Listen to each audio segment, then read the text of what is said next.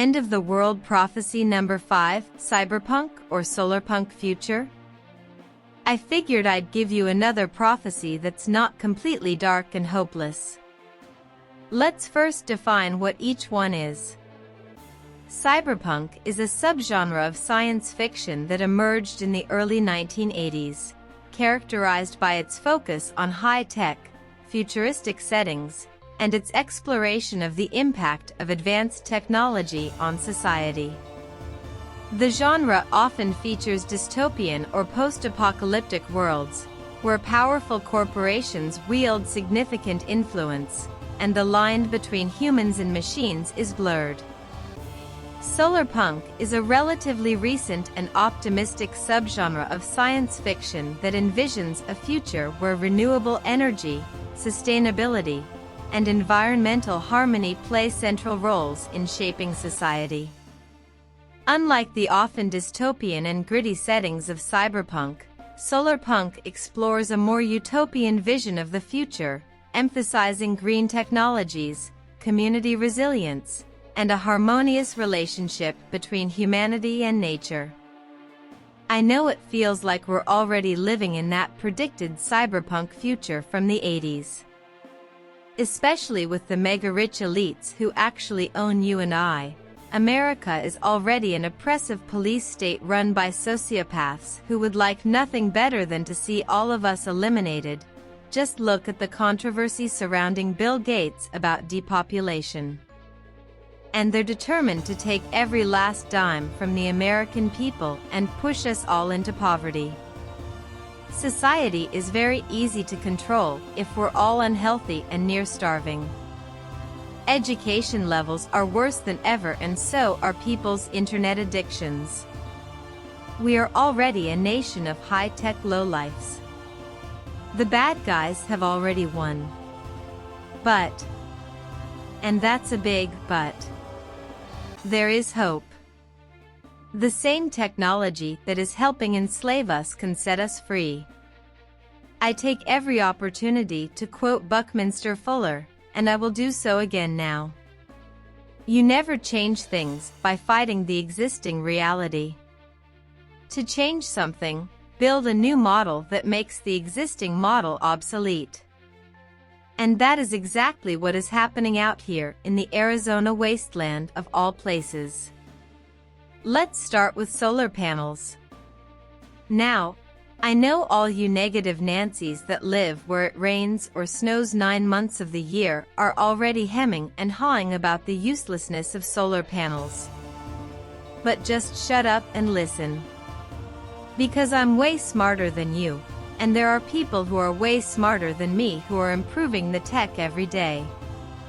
Here is my current electrical energy cost for the year 2023 as of today, November 24th, Black Friday.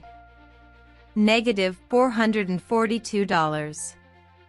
Because my solar panels generate so much electricity that they don't just power my house, I get to sell back the extra electricity to the power company to utilize for other homeowners, businesses, and public streetlights. To give you some perspective, I moved into this house in 2021 and the insulation is shit. During July of that Arizona summer, just that 1 month, the electricity bill was almost $300.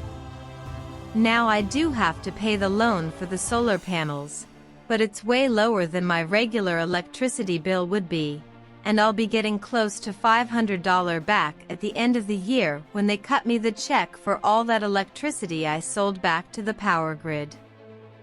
And in a few years, the solar panels will be paid off, so my monthly bills will go down even further. And surprisingly, Arizona is not the biggest solar state. According to the National Renewable Energy Laboratory's report on November 10, 2023, 12% of Arizona homes are powered by small-scale solar energy. With a population of 7.27 million, that comes out to 872,400 homes. But in California, It's 20% of homes have rooftop solar in a population of 39.24 million, which is 7,848,000. If you look out across some neighborhood rooftops, you will see entire portions of the city that are generating their own electricity. And we have quite a few Walmarts and grocery stores who provide covered parking and have their own solar panels on top of them. So even greedy corporations like Walmart understand the benefits of helping the grid out by generating your own power. And that's the point of my use of Buckminster Fuller's quote.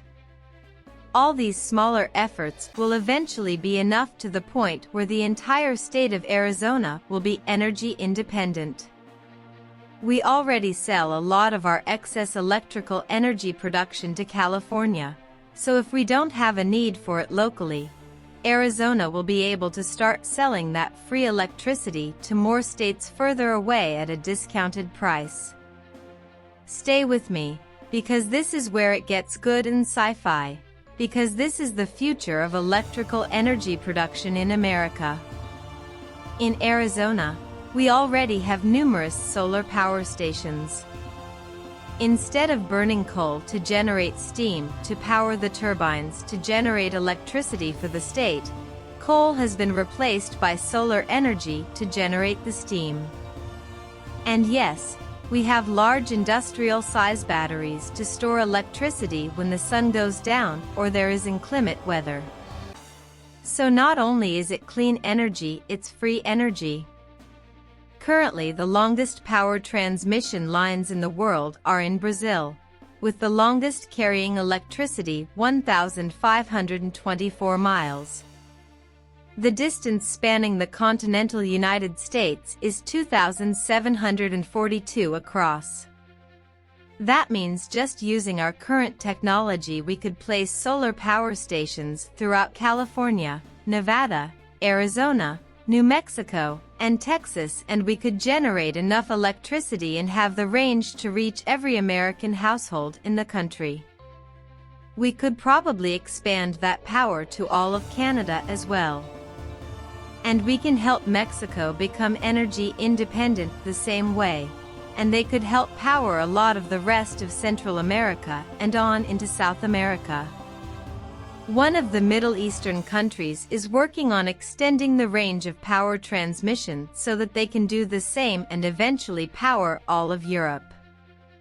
Because the amount of solar energy that hits the Earth in 1 hour is enough to power the entire planet for a full year. Now that's not going to be an easy task, as the people who would rather we have a cyberpunk future where they rule over the rest of us is constantly fighting against solar energy. In 2022, the largest and most corrupt power company in the country, Florida Power and Light, tried to eliminate rooftop solar power generation from Florida residents and do away with their ability to sell their excess electricity back to the grid. This would have essentially stolen billions of dollars from the people of Florida. And this passed the Florida legislature, so that alone should tell you how many of their congressmen are being paid off by Florida Power and Light. But regardless of whether you love or hate Florida Governor Ron DeSantis, he vetoed the bill. Because Florida law currently says that no one can prohibit the use of residential solar equipment. But wait, there's more. Solar roadways will become a fully realized reality. Panels along highways can generate extra electricity as well as providing the ability to recharge electric vehicles as they drive on those highways. And we have 2 more companies in Arizona that are helping realize our Solarpunk future. One is using sunlight to grow algae in large tubes to be used for biofuel. And the other makes industrial-grade solar dehumidifiers called hydropanels that pull humidity out of the air and generates drinkable water. The small units they currently have available for residential use can create a gallon of water a day.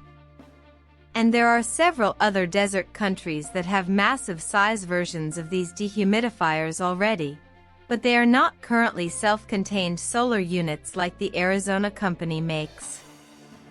And there are already successful projects that are perfecting hydroponics and vertical farming inside urban warehouses across the country to ensure our food supply remains sustainable. Not to mention that Arizona already has a nuclear power plant which has been working wonderfully for decades. And there are companies working on nuclear microreactors that can power remote communities or make corporations with large power needs more self-sufficient. It will take a lot of steps to prevent our current trajectory of a cyberpunk future and switch it for a happier, healthier Solarpunk 1. Ultimately, I think we will end up with a mixture of the two, with regions like the northeastern states being left out in the cold both figuratively and literally. As much as I hate living in Arizona, I'm glad we have lots of smart motherfuckers working on our Solarpunk future. And being a mostly agricultural state, there's still a lot of problems coming down the pike that we won't have to worry about. New York City can pound sand. I'll be inside my solar-powered home with the air conditioning cranked, eating a big juicy cheeseburger and enjoying a locally made alcoholic beverage during the sweltering summers while NYC residents are dying in the streets from heat exhaustion and killing each other for food. Couldn't happen to a nicer place. So be sure to subscribe for more doomsday prophecies and other horror, occult, and Lovecraft madness. Until next time, Cthulhu Fatagen.